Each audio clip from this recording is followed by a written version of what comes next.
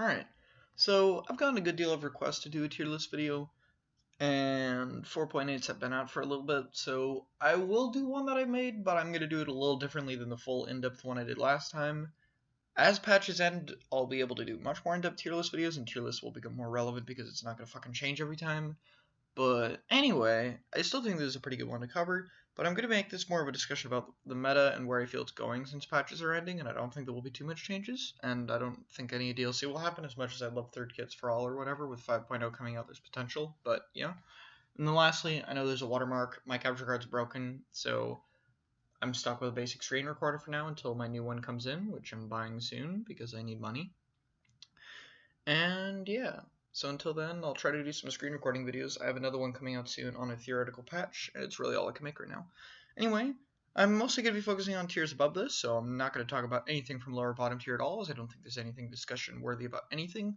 The only exception from this tier list that I think could potentially rise up that is actually worth talking about right now is Blob, and that's really just a few breakout results, but I don't really see it at all. I don't see really anything in any of these weapons that makes it worth using competitive, but especially the bottom tier should never be seeing any use whatsoever. Anyway, if anyone wants to actually discuss or is questioning any of these for whatever reason, you can bring it up with me in the comments. But I want to make this much shorter than the full tier lists I've done and mostly discuss the meta, in which these are not relevant and see pretty much zero use in competitive, even JP and the West. Going forward, I want to keep in mind that this is mostly based on JP results, especially from 4.8 or in the past month, and that, of course, this is Splatoon's only for this one because it makes it way easier to analyze data, and it's still applicable to other modes. And yes, why is it mostly JP based in Splatoons? Because they're the farthest ahead and developed in the game and the meta, and going off of results that are not very important in terms of how the meta is, because it's not as developed, is not something I want to cover here. Anyway, let's get into some of the weapons that actually matter. I'm not going to talk about everything in mid-tier. Unlike low and bottom tiers, mid-tiers are interesting because they have potential. Basically the idea that while they are held back slightly by certain flaws, it's not as bad to where they have strengths that can somewhat make up for it. So I'm going to talk about a few of the weapons here that I feel actually have potential to see more use. So Octobrush. Recently this was seen in World Champs by Atona, and it basically brings up the idea that it could have some use on a few maps. Being able to have both beacons and missiles is a really niche kit, and 170p along with Octobrush paint means it actually could put them out pretty fast. Octobrush has some really good matchups and still has the potential of an ink brush. Honestly, I don't see it being anywhere near as good as a brush, but this could theoretically see some use, so I think it is worth mentioning. It is, potential-wise, still a strong weapon, and it's starting to slightly see tournament results, again, mostly from Atona, but because of this, I have a feeling that maybe it could rise up a little bit more. I think this is by far the best brush, but again, it hasn't seen that much more than the other two brushes, so I can't really place it too much higher. Another thing that's worth talking about is Nautilus. Nautilus is an insane main weapon due to its shot velocity and charge hold mechanic, which means it has a lot of potential that hasn't really been pushed. Still, because of having two kits that are just not really that good, I don't think we'll see too much of it. I could see it in high tier if it was pushed to its potential, but if it gets like a third kit or something that was good, it would definitely like break out in a top tier because it's a ridiculous main weapon. But right now the kit and the difficulty not being reached is just not putting any higher. I think a fully developed Naut could be in a high tier, but we'll see. And the other weapons we're talking about are in a B+, which is 96 Deco, which has seen breakout results in JP, basically because of its walling capabilities. Its little bit of extra range gives it some interesting matchups against Pro, for example. And it recently won a JP tourney, and I believe it actually won or got second in one a few months back, but like I said, it's mostly just breakout results. While it has good results, it doesn't have anything consistently to where I can see it above, and even when it's not winning, it's not even seeing any really niche use either. But it could be high tier if it was pushed further. Glue Echo is similar, but much less than 96. I only have them in the same tier because kit-wise, they are closer, because Glue Echoes have a better kit, but we'll see where they go here. The other two worth mentioning are Machine and Grim, because they're very similar to 96, but seeing a little bit less breakout use. Overall, they have potential, but both for Machine and Rapid, I think there's a better, closer to Blaster option that's worth using, which we'll get into with high tier. So, speaking of high tier, let's start with A-. So these are weapons that are pretty much just a niche for a few maps, but they have a defined niche that sees some use. V-Explo is good for some Explosion maps where you want to have bubbles. Custom Dually Squelcher is good for some storm maps where you want the range. 85 for when you want a bit more aggression than Kunder or Junior can provide. Kimmy for when Toxic Mist and having a mini over an L3 could be useful. And Clapples for some maps such as Moray.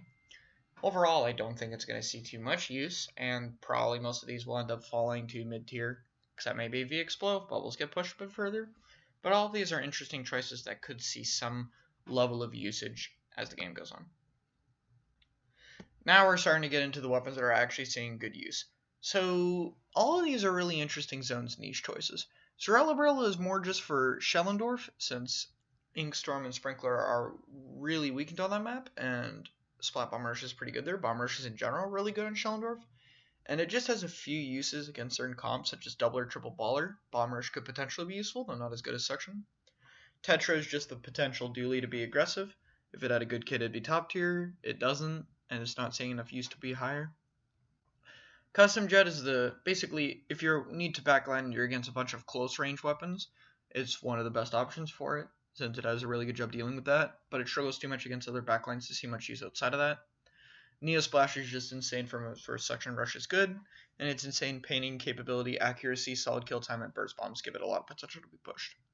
Mach 3, I'm going to talk more about Bamboo when we get to the Mach 1, since it's rated higher. But I will say that this one's Fizzy and Bubble combo is theoretically good, but Bubbles are just not in the best spot right now for it to be that much higher. And here we get to the A+ tier. So, Heavies. Now, while a lot of people like to argue that Heavies see similar use to Charger, the truth is it does not. If you get into JP tournaments and you look at the top 8 results for mostly in zones, you'll see that not only does Charger have more use overall consistency, but the Chargers are the ones who are placing higher than the Spottlings. I think especially since the recent nerf, Spottlings are dropping off a little bit, and Chargers are just more solidifying their place. I see Heavies as good on a few maps over Charger, but I think overall Chargers are better, and I think, honestly, Heavies are probably going to drop off more than anything, which is kind of the trend that's been happening so far. Range Blaster is the ultimate blaster, basically. Its pure potential is just absolutely ridiculous, and it's the only thing keeping it going. Its kit's alright, but the absurdly bad painting in Inkstorm being really low output, since you're only going to get Inkstorm a few times a game, and just the weapon's ink efficiency, lack of paint, the weaknesses it has, makes it that you have to play it extremely well. I'd say this is probably the hardest weapon in high tier to play, to where it can totally work if you're good enough, but you have to be so consistent in being able to land direct and position yourself properly, and having a comp that knows how to work around this weapon's weaknesses, that I don't know what we'll see. Again, a little bit in JP, especially from a player called Yuki, which is basically the god of Range Blaster, but I don't know. I see potential in it, but its skill ceiling is so high that we'll have to see how far it can get pushed. Sloshers have been seeing more use in kind of alternating between Soda and Deco, so I'm not sure where we're going to get there, but I think Sloshers are good. It's solid main weapons. I think the kits are pretty good each. Burst Rush is not the best thing, and Bucket Deco being 220 isn't the best thing, but both still have pretty solid kits. And again, Soda winning the recent JP tourney, but again, more breakout results for Slosher, just way more consistent than the levels of 96 to where it still sees constant niche use. And the weapon in high tier that's closest to top tier is the Junior. And the Junior's been seeing great zones use because of its ability to throw 2 splat bombs and have a huge turfing output because of that extra ink tank and painting capabilities. And especially with Kunder being nerfed recently, Junior has been rising. I think of anything to change in this patch list soon. I think it's Junior passing Kunder is probably on the way for zones. And Junior in top tier is something I could definitely see. I don't see enough of Junior right now. It's kind of on and off, just a little bit too much for me to see it as a complete top tier for zones, but we'll have to see. The ability to pressure and then paint in is something Juniors are getting really good at. Bomb trapping and being able to make up for the main weapon by completely abusing its kit. Being able to have double splat bomb plus armor is just really, really strong, and it works so well with Junior. But I don't know. We'll see how it goes. But it's time to talk about the top tiers. And these are the weapons you'll mostly see seeing use. There's about 15 of them, so it's actually pretty diverse right now. But I want to talk about each of them because there's definitely some interesting picks. So let's get to S tier. Now, S tier, we have K-Shot, L3D, KL3, Mini, Brella, C-Explo, and Bamboo Mach 1. A lot of interesting things to talk about. So K-Shot is just a simple aggression, like your typical frontliner that's solid. It doesn't really have any big weaknesses or any big strengths. It's just your average all-rounder weapon, like Splattershot always kind of has been. It's a good kit. It can output missiles fairly fast, but not as fast as other weapons. It has good kill power, but not as insane as some other weapons on the list. It's just overall really good. It sees consistent use, though not too much of it overall in JP compared to the West, but it's still a completely fine main weapon. L3s have been seeing insane rise for zones due to their 33.3 damage potential, requiring way low main power-up output, and especially with all of the other damage up weapons requiring pretty much their entire gear toward it, being Dually Sculptures, Tetras, L3, not L3, Pro. It just overall gives it way more potential to be used, and I think we're really starting to see it. Its insane special output as well is really nice, while its kits are not too lackluster, or is not too good overall. It allows it to be able to put out special so much that it kind of makes up for it. KL3 is mainly the tent counter and just overall does really good against it, while L3D can be really useful because burst bombs work with the main weapon if you know how to use Jet properly. Jet's kind of rising a little bit, but nothing too insane. Mini has fallen off a good deal. The overall ink efficiency is really hurt as burst bomb potential, but it's still a really good support weapon. I think it's going to be fine right here. I don't see it changing too much. Its kit's still really good, but you definitely have to be really strong with your ink efficiency now. You have to really know how to manage it and how to play the weapon properly. Before, it was a lot easier to just paint around everywhere without worrying about your tank and burst comboing people. Here we go with Brella. So, probably unpopular right now, but I think Brella's kind of falling off. I've placed it in top tier despite the fact that it's gotten a lot less use than all of these other weapons here. It still has good potential. It still has a great kit for passive paint, while its main weapon can't output paint as well as most of these top tiers. And it still has good 1v1 potential, though the game's moving more toward 1v2 or special fights, where you'll have a special weapon to fight someone if you are going to fight a 1v1. But Brella still has so much potential that I feel as it develops more from a more aggressive style to a more passive and pairing style, which is what I think is happening from this patch, I think it will end up be fine.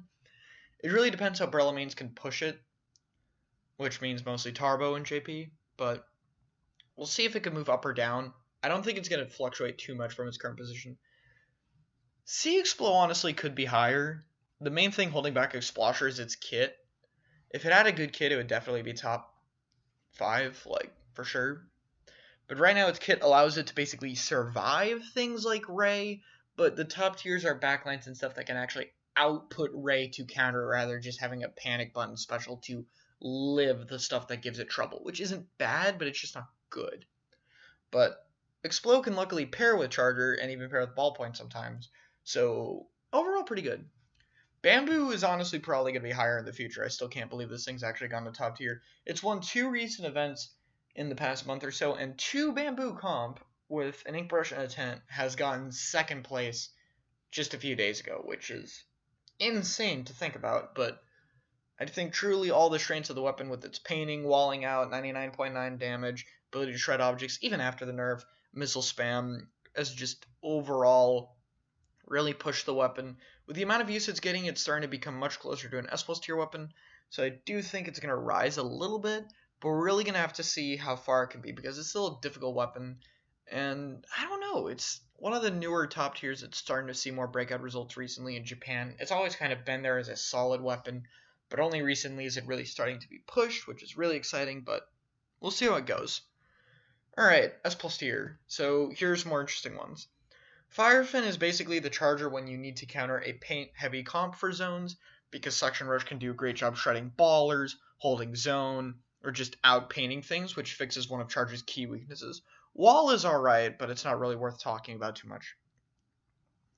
Ballpoint is easily the best Splatling in the game right now.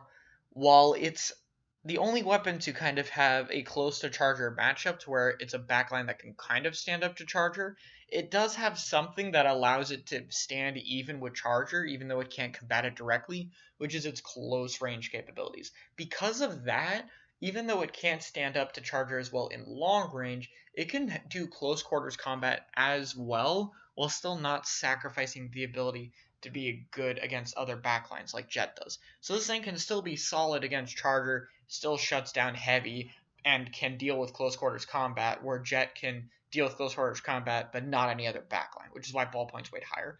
On top of that, the Storm and Beacons is a really solid niche kit. So pairing with Charger on things like Albacore is great, and against Charger can work on a lot of different maps. It's really interesting to see where Ballpoint's going to go from here. Kunder, I think, is going to drop off as Junior rises because Junior is taking over the armor niche. Torpedo spam is really good, but as things move toward more paint-orientated with stuff like L3 is rising up, I think it's actually going to start to lose its potential since it's a lot more fast fire rate weapons that are going to be able to deal with torpedoes a lot better. So I don't know, but Kunder might fall off. It's definitely way stronger in all the other modes, but for zones as a whole, it's actually starting to fall off a little bit. And being 200p means its armor output is starting to get a good deal less than Junior. So I think Junior and Kunder might be switching at some point in this tier list, and it's moving toward that, but I'm not sure where we're going to go. Now, L3, everyone is like, oh, it's just baller spam. No. It's baller spam with the ability to move around incredibly fast due to being a fast weapon strafe speed-wise and having curling to literally escape after baller or to use to reposition. While being ink efficient, it can use its curlings. It has 33.3 damage, so if someone tries to overextend, push something, or if it's pairing with a teammate, it can output damage really well. It's just overall really good, and 170p for baller means it will always have that just in case. It just makes it just a really good zone's potential. It can paint and capture zone well, it can wall off enemies and deal with short-range weapons. It has that damage potential, and it still has a lot of room for gear. I don't know where L3 will go. The main weapon isn't... It's not too exceptional, but the amount of special use makes up for the weapon's flaws, and its strengths still do really shine. But let's get to the top tiers here. Now, these are going off of what's being used the most, but we truly have some interesting options here. So, Kensa Pro, I debated putting this one in S+. This is the one that I think would drop the most out of these four weapons, but overall it still is enough to use to where it's there. It's pretty much the only weapon in top tier that can't paint well. Like, this is the only thing. You look at all these top tiers, and all of these paint well, and then you look at K-Pro. That is the only weapon that can't paint well. But it's made up with its insane killing potential because of 49.9 damage, and Booyah Bomb is used for positioning and moving people out. And Booyah Bomb is a great special in the right circumstances, and this is really your only option to have a Booyah Bomb weapon right now. So I think it's in a pretty good spot. We'll really have to see how things go, but it's really good at just shutting down L3s. It could shut down Explode. It can kill anything if it gets close enough or if it gets weak. Almost anything, as we'll get to on the far right side. But it's overall a really, really strong weapon. I think it's just still solid. Even throughout the nerfs, it's maintained its niche. Tent is falling off a little bit, but I don't think it's really going to drop from the top of the game. Overall, even with the changes, it still has insane damage output, insane paint. The shield and the ability to regen and keep up stalling is insane. It literally fights 1v2s and prefers to fight 1v2s so it can stall the enemy team. It's good. I like it. I think Tent's in a really good spot right now. I think it might need to be toned down, but overall, it's just so strong as a main weapon. And then Camo has its ability to fight in close quarters combat. Should something go wrong, you have your godsend, the hammer. So that's always nice. Chargers are in another interesting one to where they're just the king of all backlines, just potential-wise, and its only limitations are really based on the player. Stingray is an insane special, and while I want to get into talking about Stingray or how it should be changed, I'm not going to do that here. But I'll just say Stingray is a great tool for starting pushes, clearing areas, getting a pick, or at the very least forcing someone to jump out. So even in zones, it's still one of the best. But in other modes like TC or Rainmaker, which we're not getting into, but basically it's even better there to the point where it's closer to broken on those modes especially, as I'm sure everyone knows by now. And the last weapon I want to talk about is the Ink Brush. Now, Double Bamboo, I mentioned, got second at a tournament before. There's only been one other weapon that's done this in top-level JP play, and recent times anyway, and that is Double Ink Brush. Ink Brush has the insane potential of the special spamming capabilities of the L3 while being a stronger main weapon. It is extremely difficult for most of the top tiers and most of the weapons in the game, in fact, to deal with it properly. And even if you can, it has Baller and Ink Mines to run around, lay those around marking people, and run the hell around you. It is the ultimate distraction weapon. It can cap zone almost instantly with both the main weapon and the special. Mines can uphold it, so it's super good around objective. It can run circles and completely distract certain weapons. It has no problem getting around certain weapons that try to wall off things. For example, Tenta's trying to shoot it can have a really hard time hitting it. Chargers can have a hard time hitting it. It's just so fast while still having that quick kill time. And even if it's not doing that, it can paint around incredibly fast for getting map. It doesn't really have any huge problems. Its main weakness is getting in, but both the kit and the main weapon are still good at dealing with that. I think Ink Brush could even potentially be the best weapon in the game. I'm not sure what is right now, but man, a Ink Brush properly pushed is all the right tools to be the best weapon in the game, and I think it's super underrated. So, where's the meta going? Now, this tier list isn't ordered, of course. There's no order within the tiers. I should have mentioned that at the start, but I want to mention that here real quick just to avoid disclaimers. But I think the meta is moving towards more pain-heavy comps. And what I think the last few patches might have to counter this is increasing points for specials on a lot of the more pain-heavy weapons. I think Tents could be increased, Ink Brush increased, L3 increased. Just stuff like that. I think we could get more points for specials so that the pain-heavy weapons aren't special spamming too much. This would especially tone down the L3s, so that's a little unfortunate, but I think it needs to happen.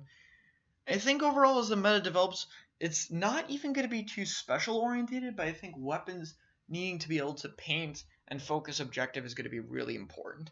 Being able to properly deal with zone, being able to cap it, and basically make the most of the opportunities. This game moves incredibly fast. When pushes start and you get people down, you need to capitalize it fast before they get respawns in, before they get back in. And there is not much time to do that, especially at top JP play. So being able to properly do that is important. So I think weapons that have the ability to paint and pay attention to objective really well while still being strong weapons are going to be what rises. And then next to that, we might have some niche potentials that could fulfill certain map uses, such as Pro's killing power, Tensa's walling capability, 96 even having a bit of walling capability recently, Range Blaster's killing potential and pressuring potential, stuff like that. But I think it'll be really interesting to see where it goes. Honestly, I have no idea what will happen with the last few patches, if we get new weapons or anything. But as of right now, it'll be really interesting to see the meta develop, especially everything in A tier or higher in this tier list. I feel still has a lot of development to do. There's still so many weapons in this game that are not fully developed or even close to that. So it brings a lot of interesting stuff to what could be the future of this game's meta. But that's where I think we are right now, and it's overall pretty interesting. Thank you guys for watching. Let me know what you think, and I'll see you in another video. Bye-bye.